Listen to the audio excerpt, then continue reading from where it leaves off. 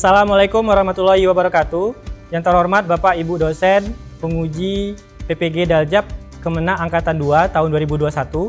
Perkenalkan, nama saya Febri Eldi SPD. Saya adalah guru ekonomi di MAN 2 Kota Pekanbaru Riau. Pada kesempatan hari ini, Senin 6 Desember tahun 2021, saya akan melaksanakan kegiatan praktek pembelajaran ekonomi di kelas 10 dengan materi permintaan dan penawaran guna memenuhi tugas ujian kinerja PPG Daljab Kemenak Angkatan 2 tahun 2021. Berikut adalah video kegiatan praktek pembelajaran yang sudah saya lakukan. Mohon kritik dan saran demi perbaikan kegiatan pembelajaran saya di masa yang akan datang. Terima kasih. Assalamualaikum warahmatullahi wabarakatuh.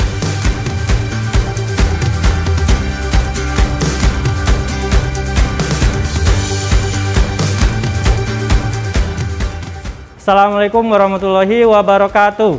Waalaikumsalam warahmatullahi wabarakatuh. Selamat sore anak-anak. Selamat sore, Pak. Bagaimana kabar kalian hari ini? Jadi kita hari ini akan belajar seperti biasa. Namun sebelum kita mulai pembelajaran, terlebih dahulu ada baiknya kita berdoa. Fadil, tolong kamu pimpin pembacaan doa.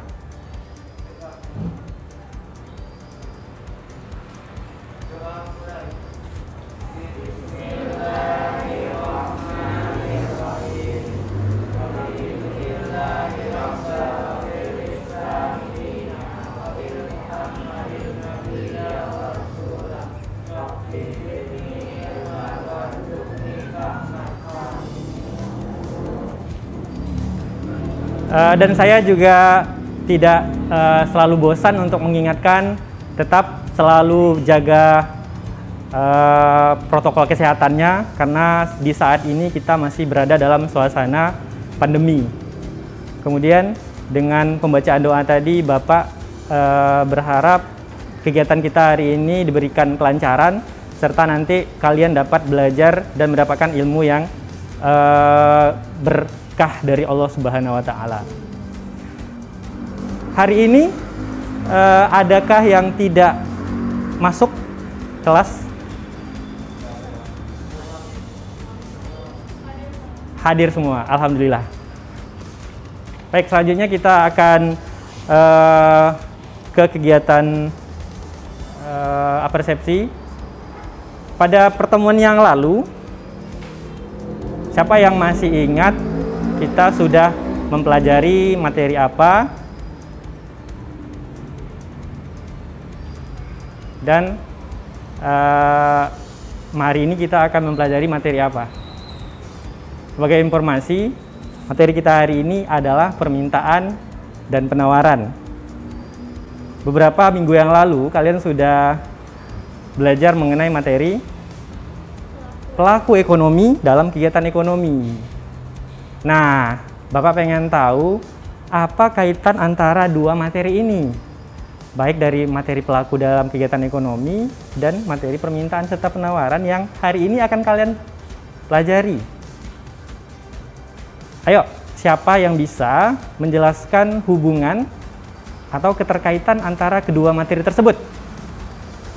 Silakan.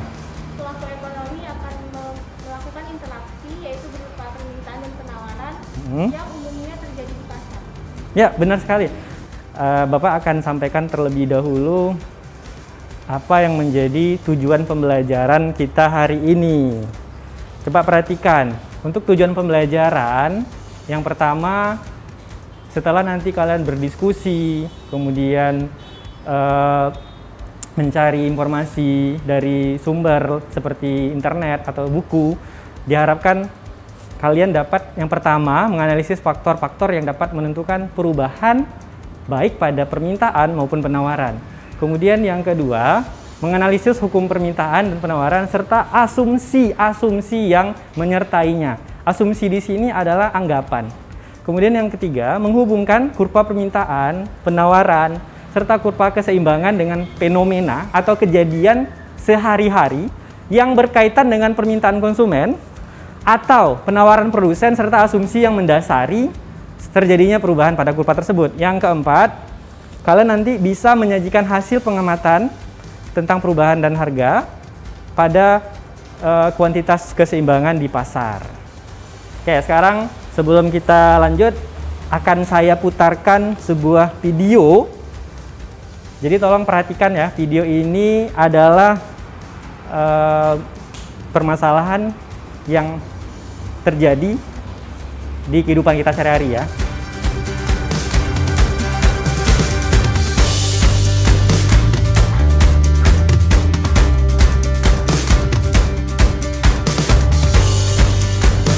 Tolong perhatikan videonya.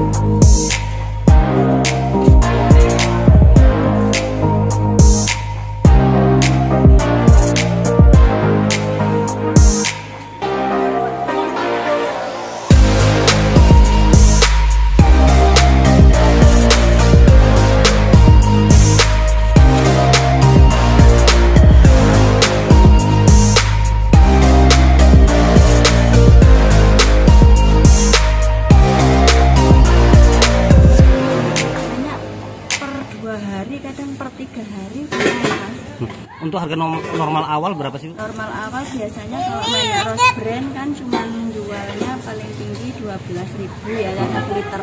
Sekarang 1 liter mencapai 17.000 Rose Brand, minyak Rose Brand. Kalau minyak curah, minyak cer udah 18,5 per kilo kalau curah. Dapat ngeluh. Karena dia dapat bantuan itu ya. Ya walaupun dapat bantuan tapi sembako sekarang pada mahal gitu.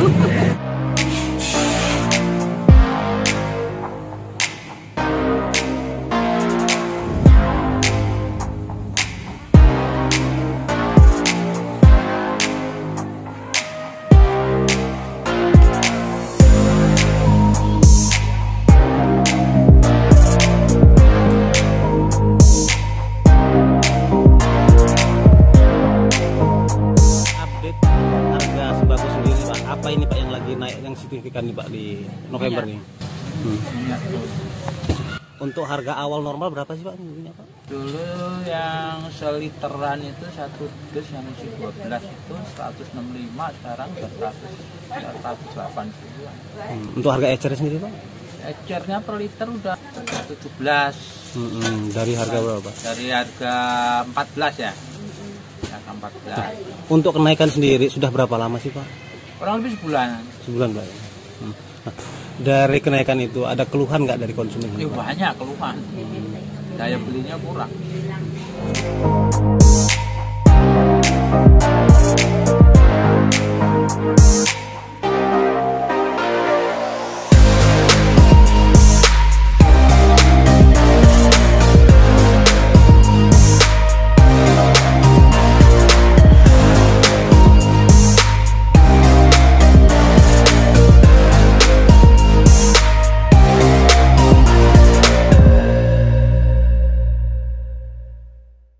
Oke, baik. Itu tadi adalah sebuah video yang menggambarkan realita yang terjadi di pasar pada beberapa waktu belakangan ini ya. Jadi kalian semua pasti sudah pernah mendengar kenaikan pada komoditas-komoditas tertentu seperti minyak goreng, kemudian kebutuhan pokok lain seperti mungkin beras atau cabai. Itu beberapa contoh ya. Nah, kalau kita simpulkan dari video itu, kira-kira video itu menggambarkan fenomena yang bagaimana kalau kita hubungkan dengan permintaan. Tadi ceritanya di situ kan harga komoditas naik, terus pedagang mengeluhkan kenaikan harga tersebut. Kenapa mereka harus mengeluh?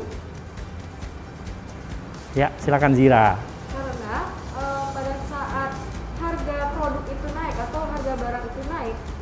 permintaan dari konsumen itu sedikit. Oleh karena itu produsen atau pedagang tersebut mengeluh karena dikit permintaannya dan itu disebabkan oleh harga barang meningkat yang sangat signifikan dari yang awalnya 165 per liter menjadi 160 per liter. Ya, tepat sekali ya. Jadi dengan kondisi seperti itu bisa kita lihat bagaimana pasar jadi sepi. Terus yang dirugikan lagi atau yang berdampak lagi adalah pedagang yang ada di pasar.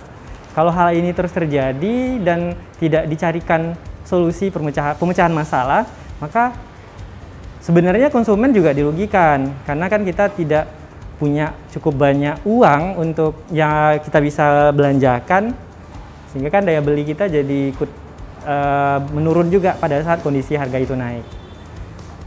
Nah, video ini nanti akan kalian telaah lagi pada kegiatan diskusi, di mana nanti pada kegiatan diskusi kalian diminta untuk menggunakan pendekatan hukum permintaan dan penawaran. Kalian masih ingat ya bunyi permintaan atau penawaran pada waktu dulu kalian belajar di jenjang SMP. Hukum permintaan menyatakan hubungan dua hal ya, barang dan jumlah yang diminta. Kalian tahu hubungan seperti apa? Berbanding terbalik ya. Kemudian penawaran. Pada hukum penawaran berlaku sebaliknya. Hubungan antara harga dengan jumlah yang ditawarkan berbanding lurus. Tahu nggak maksudnya berbanding terbalik atau berbanding lurus tersebut? Ketika harga barang naik di permintaan, maka jumlah yang diminta atau permintaan akan berkurang atau menurun. Tapi itu tidak terjadi pada hukum penawaran.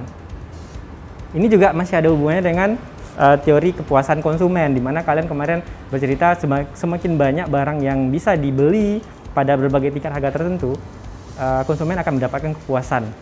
Tapi kalau harganya tinggi, mereka tidak mampu membeli barang sebanyak-banyaknya, maka mereka tidak bisa memenuhi kepuasan mereka semaksimal mungkin atau seoptimum mungkin. Begitu juga dengan penawaran. Bagaimana dengan produsen merespon perubahan harga? Ketika harga barang naik dan produsen memanfaatkan kesempatan keadaan itu untuk menawarkan produk atau barang sebanyak-banyaknya, maka disitulah peluang produsen untuk mendapatkan keuntungan lebih. Tapi ketika harga barang turun, wah, produsen nanti akan mengurangi penawaran atau suplai barang.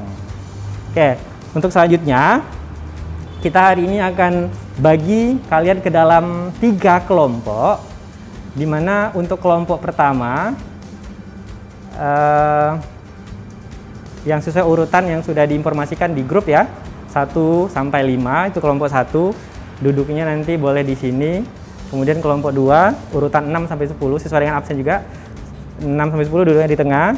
Terakhir kelompok 3 nanti 11 sampai 15 duduknya di pojok sana ya. Silakan kalian susun terlebih dahulu untuk tempat duduknya masing-masing kelompok. Selanjutnya saya akan bagikan lembar kerja, di mana di dalam lembar kerja ini akan ada hal-hal yang akan kalian diskusikan ya di dalam kelompok kalian.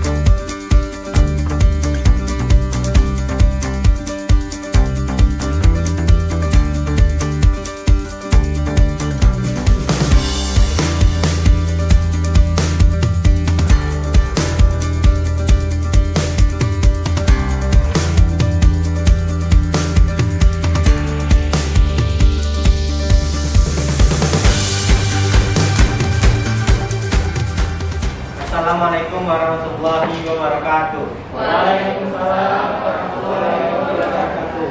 Kami dari kelompok 1 akan menerangkan hasil kerjasama kami dari permintaan penawaran dan mekanisme pasar. Studi kasus 1. Faktor pandemi yang bisa mengakibatkan faktor lain seperti kurangnya pendapatan konsumen karena adanya PPKM, kurangnya selera para konsumen. Assalamualaikum warahmatullahi wabarakatuh. Waalaikumsalam warahmatullahi wabarakatuh.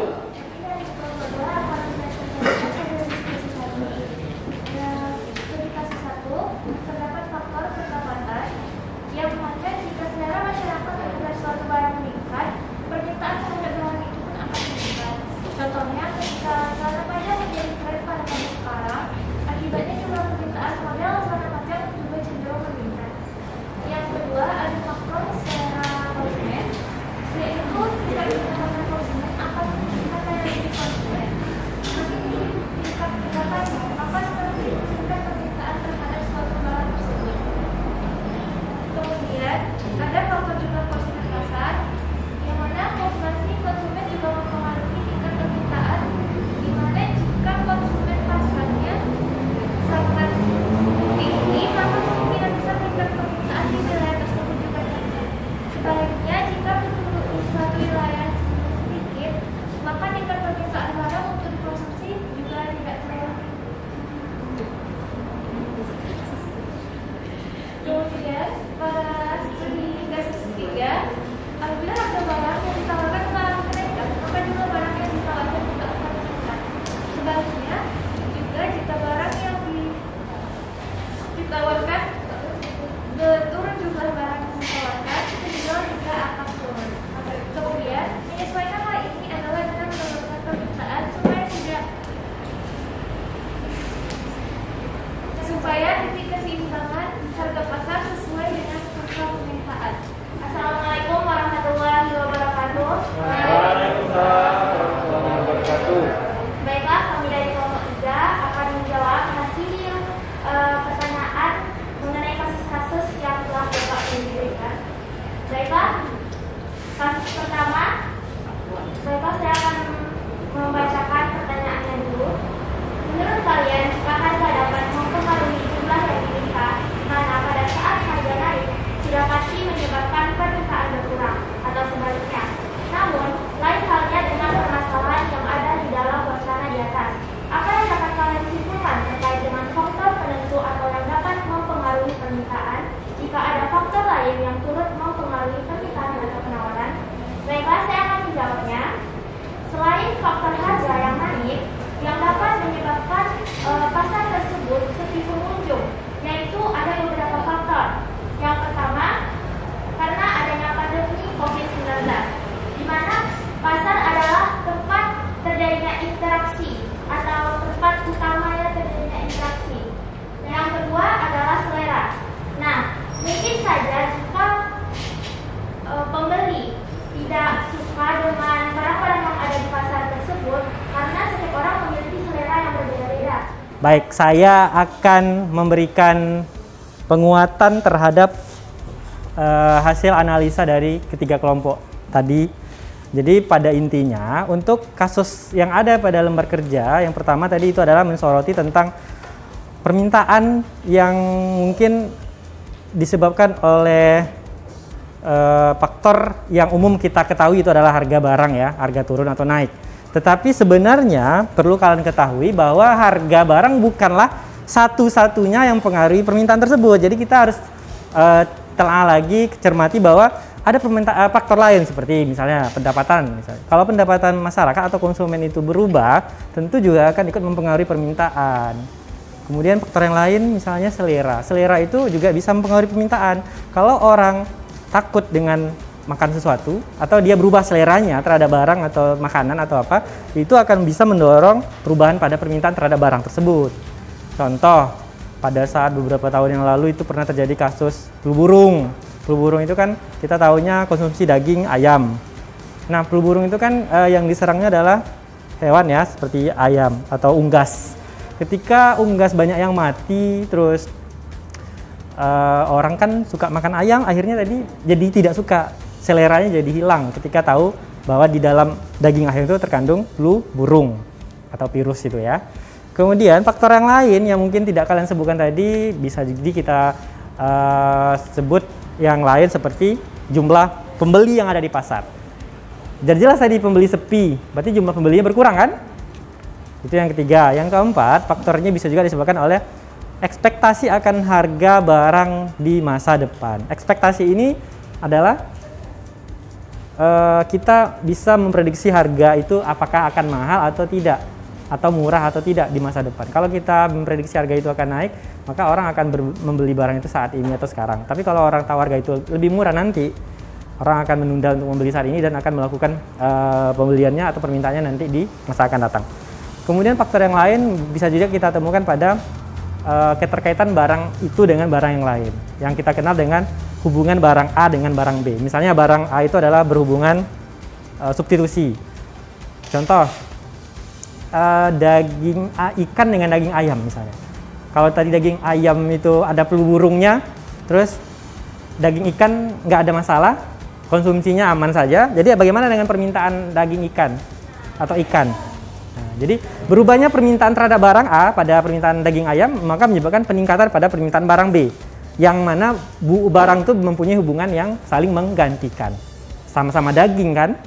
Nggak apa-apa sekali-sekali kita makan ikan, toh ikan juga banyak konsumsi kandungan proteinnya kan. Nah, atau biasanya kita ngopi kalau pagi hari, tapi karena harga kopi naik, kita harus berubah kebiasaan menjadi ngeteh.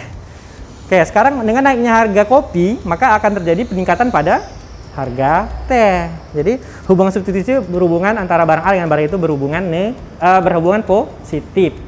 Jadi permintaan barang A berkurang, tapi di sisi lain permintaan barang B juga ikut meningkat. Kemudian hubungan barang komplementer. Komplementer adalah hubungan yang saling melengkapi. Ketika barang A itu harus digunakan dengan barang B. Contoh apa nih? Kopi dengan gula.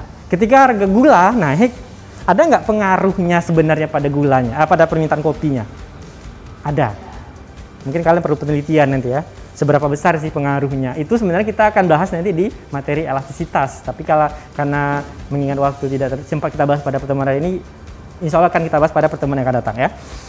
Nah, itulah beberapa faktor. Kemudian dari penawaran itu juga bisa disebabkan oleh beberapa hal ya. Selain harga barang yang ditawarkan, juga disebabkan oleh biaya produksi, teknologi, dan lain-lain. Kemudian untuk kasus yang kedua, itu apakah kaidah hukum permintaan masih berlaku di kasus permintaan masker? Tidak. Sudah jelas ya, permintaan meningkat, harga naik, tapi permintaan juga ikut naik. Tapi yang menjadi hukum permintaan kaidahnya adalah harga naik, jumlah yang diminta berkurang. Oke, kalian semua sudah menjawab dengan tepat ya. Cuma nanti menelaahnya lagi bagaimana kaidah ini kalau diterapkan pada barang yang terjadi pada kasus tersebut seperti masker dan lain-lain. Kemudian yang ketiga itu hukum harga keseimbangan. Implementasinya adalah bagaimana kalian menentukan titik keseimbangan awal, terus ada perubahan pada salah satu sisi permintaan misalnya berubah. Harga barang naik, kalau permintaan jumlah diminta berkurang, maka titik keseimbangannya berubah kan? Di mana berubahnya? Bergeser kemana dia? Bergeser kiri. Penawaran gimana? Ada juga berubah kan? Ikut menyesuaikan keseimbangan ini tersebut karena penawaran, kalau harga naik, gimana dengan penawaran? Meningkat. Hukum penawaran, harga barang yang ditawarkan naik, jumlah barang yang ditawarkan oleh produsen juga ikut meningkat. Oke, ini adalah sebuah kesimpulan yang bisa diberikan. Analisis permintaan dan penawaran adalah instrumen dasar dalam mikroekonomi untuk memahami pembentukan harga dan kuantitas pada suatu pasar, serta perubahan yang terjadi atas keduanya.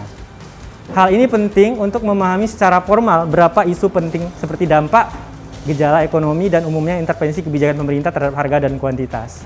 Kemudian di sini sebenarnya ada ilustrasi mengapa harga daging sapi saat ini tinggi.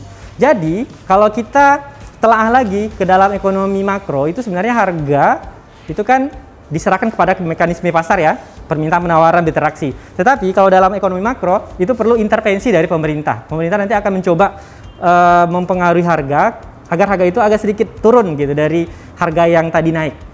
Makanya kita pernah mendengar ada pemerintah melakukan sidak ke pasar, mengecek harga barang. Ketika harga barang terlalu tinggi yang dirasa tidak sesuai dengan harga yang normal, maka pemerintah nanti akan melakukan intervensi pasar. Jadi nanti ada kebijakan dilakukan oleh pemerintah, itu kebijakan campur tangan terhadap harga.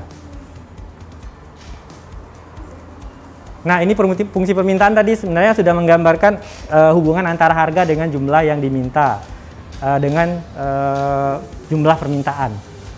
Ketika harga barang naik, maka jumlah diminta turun. Dan fungsi ini tergambar dalam kurva permintaan. Kurva permintaan itu berlereng negatif ya. Makanya kalau digambarkan itu dari kiri atas ke kanan bawah ya, gambarnya sudah ada tadi di LKPD. Ini fungsi permintaan sebenarnya secara matematis itu permintaan menyatakan hubungan antara harga dengan jumlah diminta, dinyatakan dalam sebuah persamaan.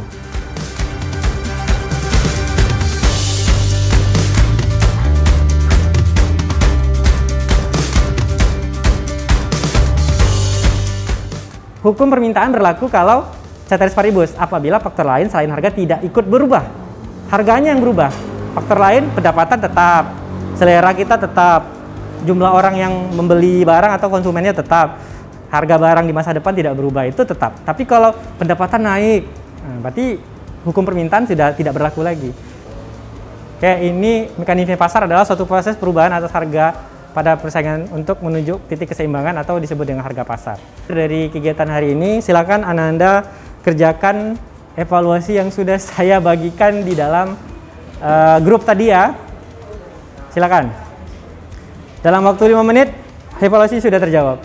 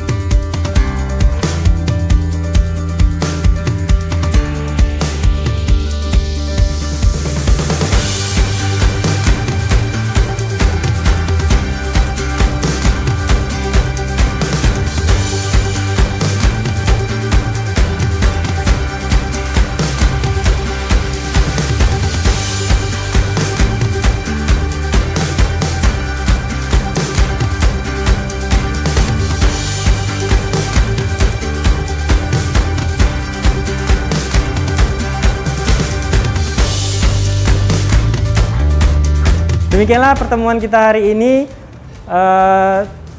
Saya mengucapkan terima kasih atas atensi dari Ananda semua. Kemudian untuk selanjutnya Ananda dipersilakan untuk pulang ke rumah masing-masing. Saya akhiri kegiatan ini dengan ucapan Assalamualaikum warahmatullahi wabarakatuh.